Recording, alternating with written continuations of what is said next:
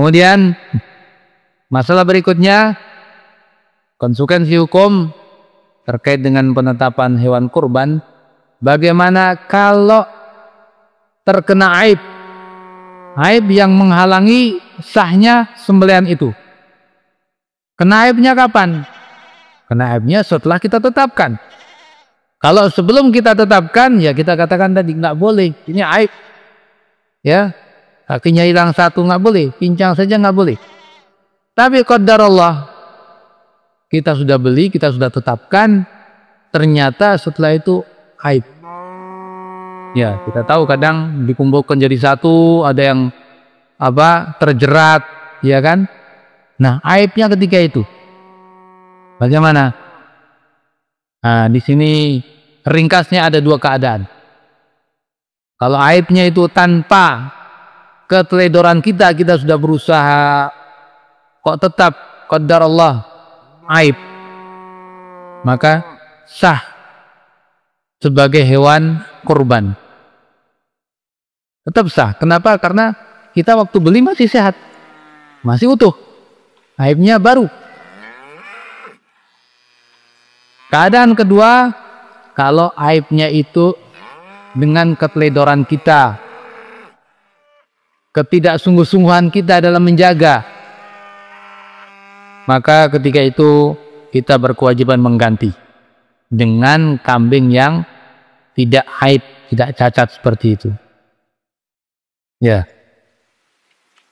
Keadaan ketiga, bisa dikatakan keadaan ketiga, kalau sebelumnya sudah ada kewajiban pada dirinya, dia misalnya ada kalanya mungkin seseorang, ini perlu dipahami yang ketiga ini, tapi orang mengatakan, oh, saya bernadar nanti kalau Idul Adha saya menyembelih kambing. Ya.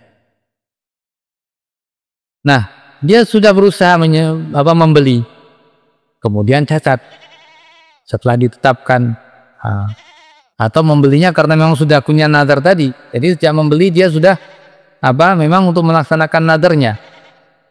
Qadarullah cacat setelah itu. Di sini kata Syekh Utsaimin tetap harus mengganti.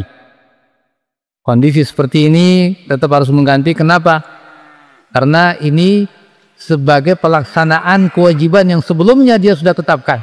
Dan dia tentunya untuk menyembelih apa ketika itu? Hewan yang utuh. Masa ada orang nazar, saya bernazar untuk menyembelih kambing yang cacat? Enggak ada. Tentunya dia bernazar menyembelih kambing yang semestinya, yaitu sesuai dengan syarat-syaratnya. Nah, kondisi seperti ini ketika dia alami kok ternyata cacat, setelah itu dia tetap harus mengganti. Ya, ini harus dibedakan dengan yang sebelumnya, ya. Agak perlu ketelitian dalam membedakan ini dengan yang kedua.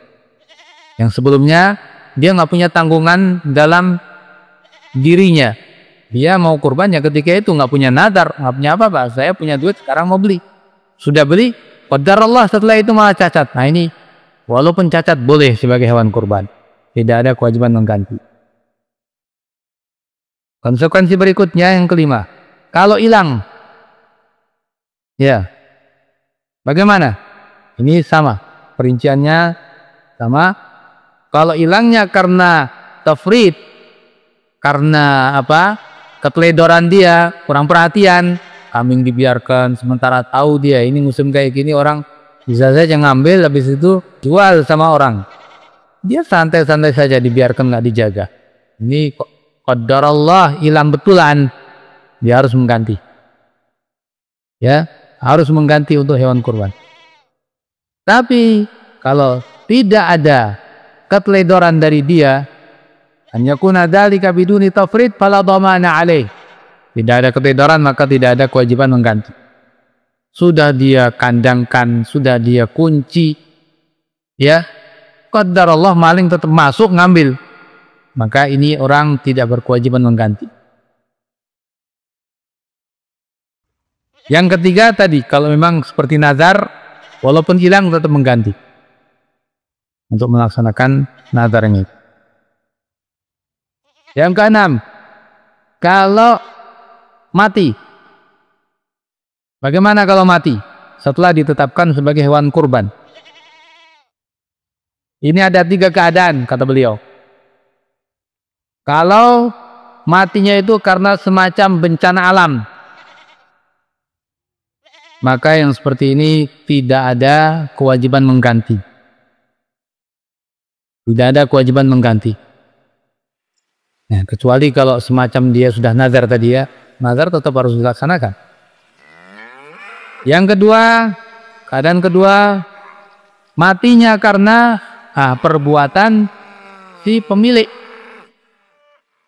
Memang karena perbuatan dia sehingga mengakibatkan kematiannya. Jelas ini mengganti.